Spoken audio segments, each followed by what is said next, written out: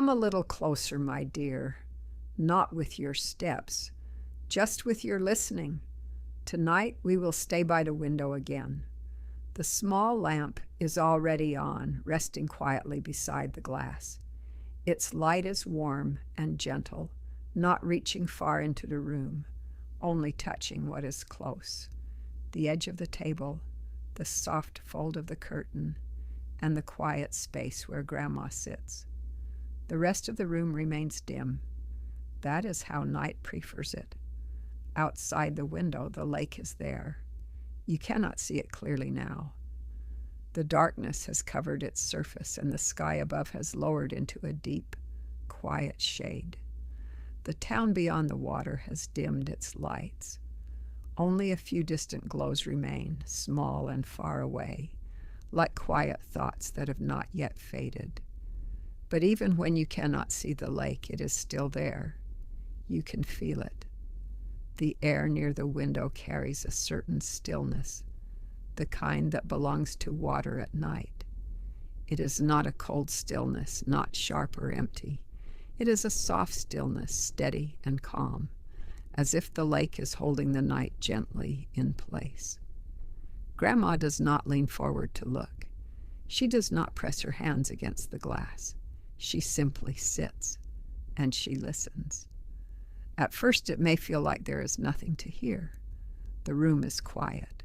The lamp hums faintly, a sound so soft it almost disappears into the air. The curtain rests without moving. The house has already settled into its night rhythm. But the lake does not make a sound that can be found quickly. It does not call out. It does not announce itself. It waits. And when you do not try to hear it, when you allow the quiet to remain just as it is, something begins to appear, a very small rhythm, so soft that it does not feel like a sound at first. It feels like a movement, a slow rising, a gentle return, like breathing.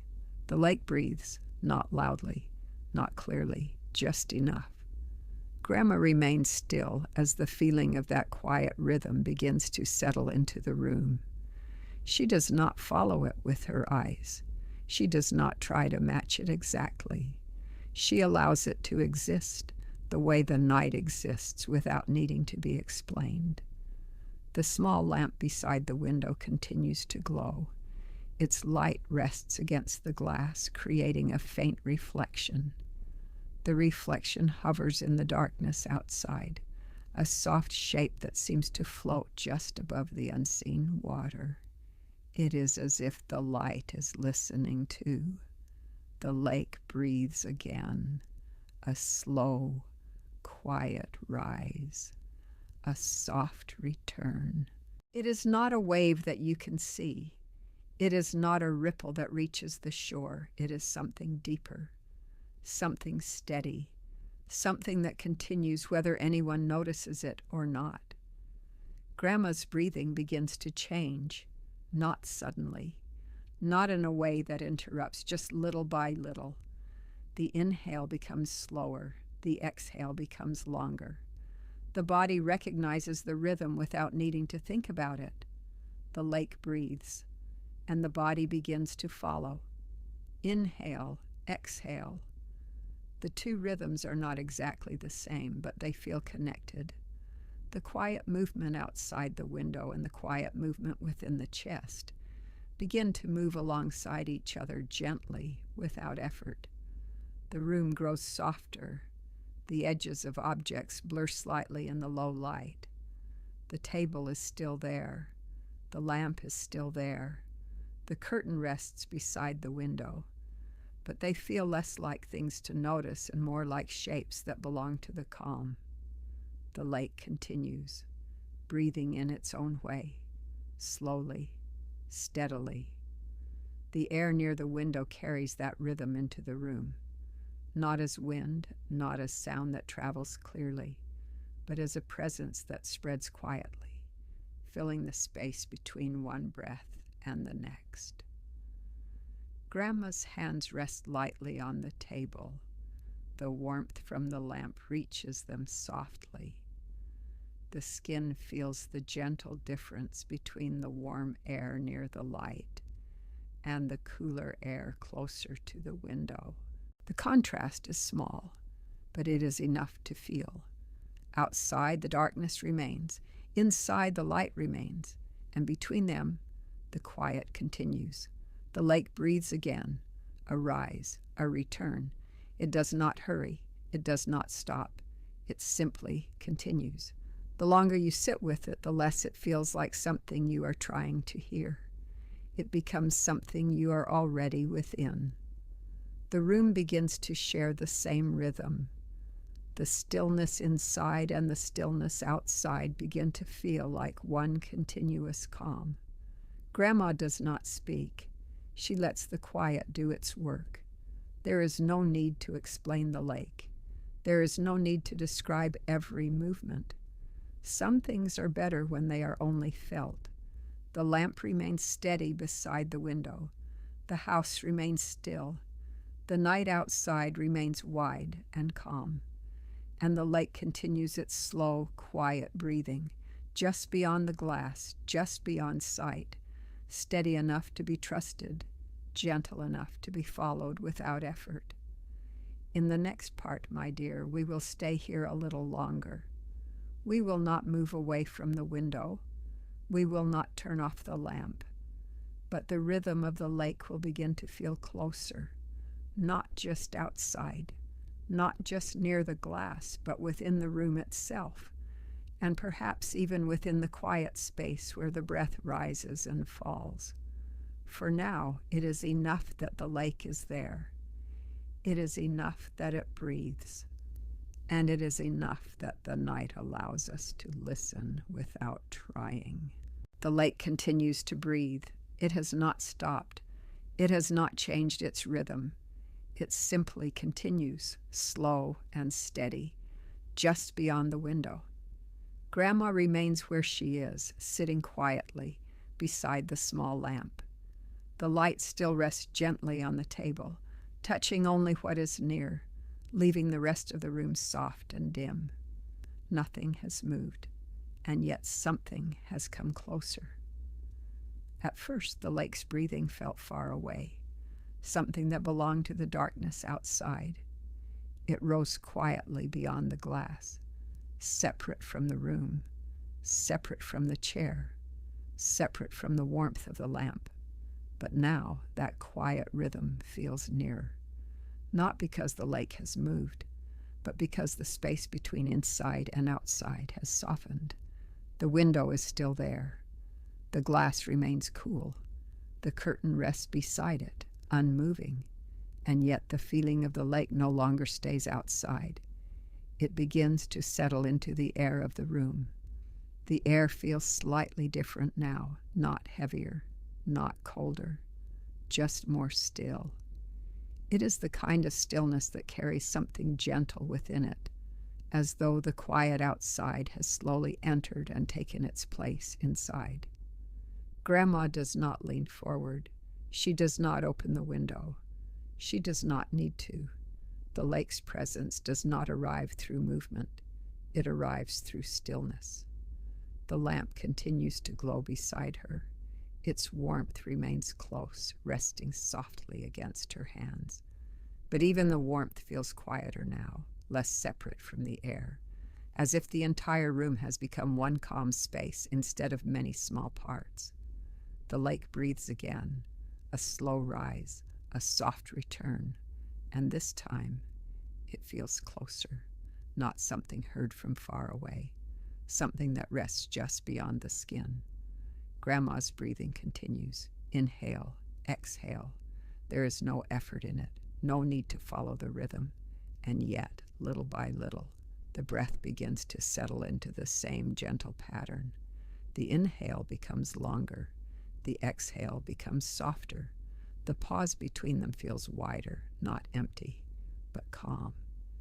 The lake continues. The room continues. The breath continues.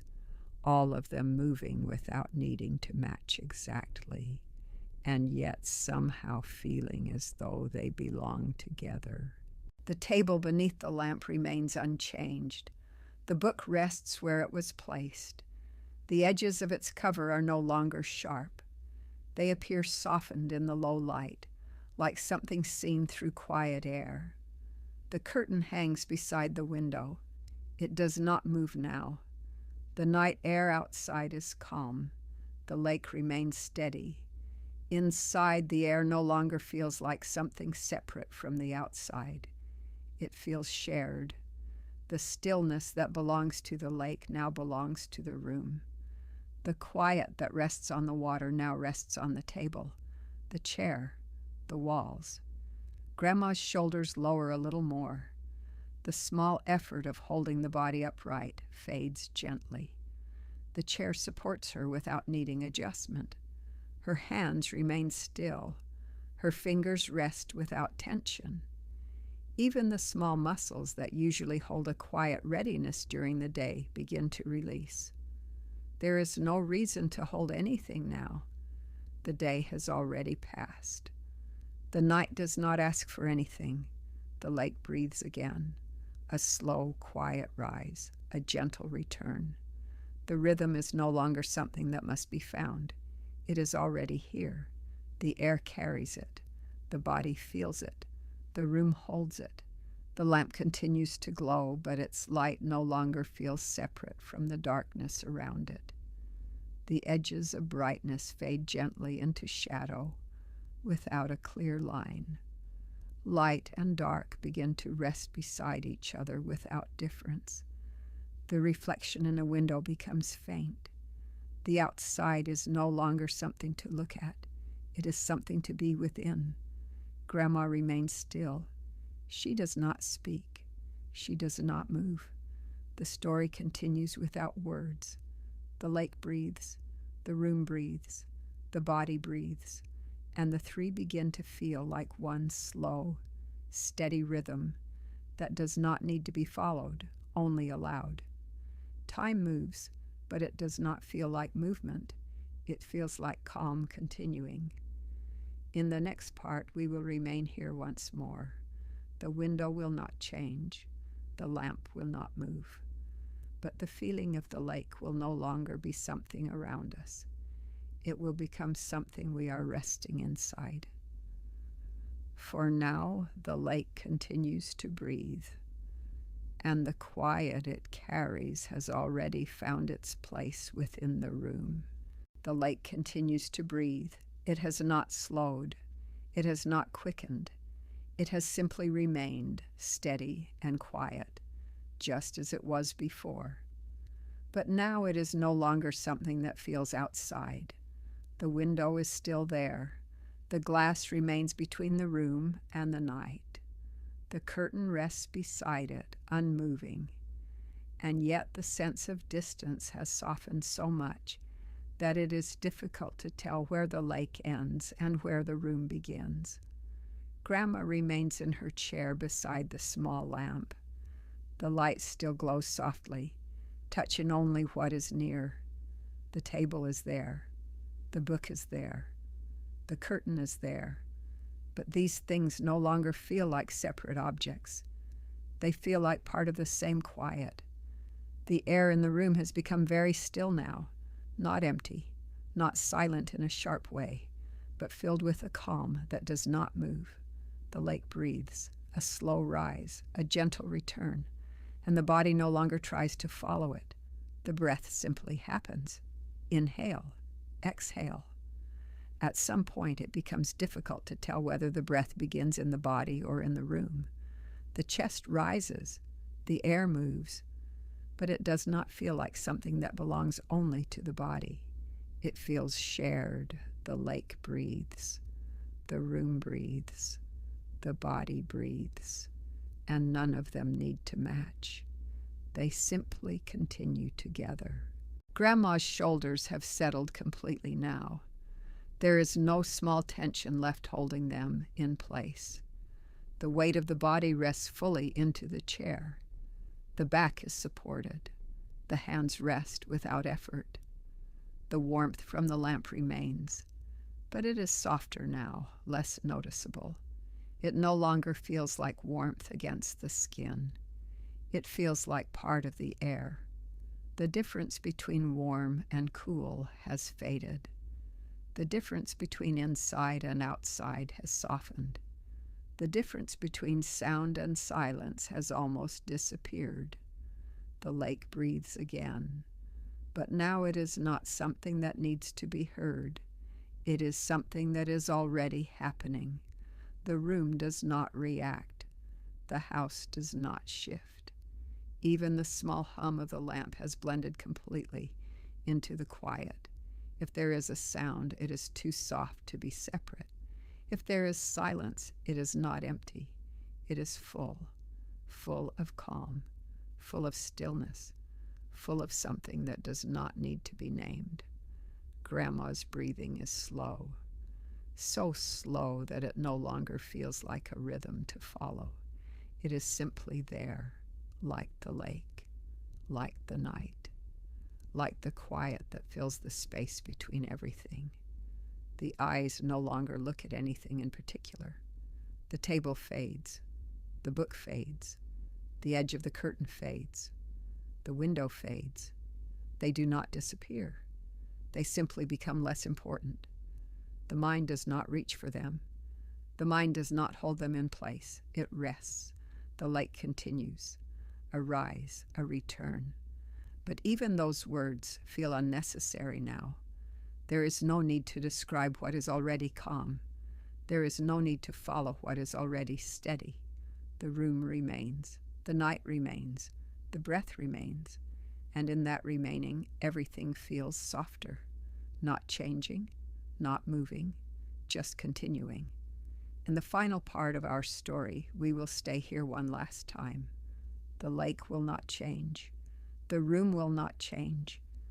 But the sense of breathing, of rise and return, will become so gentle that it will no longer feel like movement at all. For now, there is only this, the quiet, the stillness, and the breath that is no longer separate. The lake continues, but now it no longer feels like breathing. It no longer feels like a rise. It no longer feels like a return. The movement has become so gentle, so soft, that it no longer feels like movement at all. The window is still there. The glass remains between the room and the night. The small lamp continues to glow beside it, steady and quiet, just as it has been since the beginning of the evening. Nothing has changed, and yet everything feels different. Grandma remains seated in her chair. Her body has settled completely. There is no small adjustment left to make, no movement waiting to happen. Her shoulders rest naturally. Her hands lie still. Her breathing continues, but it no longer feels like something separate from the quiet around her. The inhale is there. The exhale is there. But they do not stand apart from the stillness.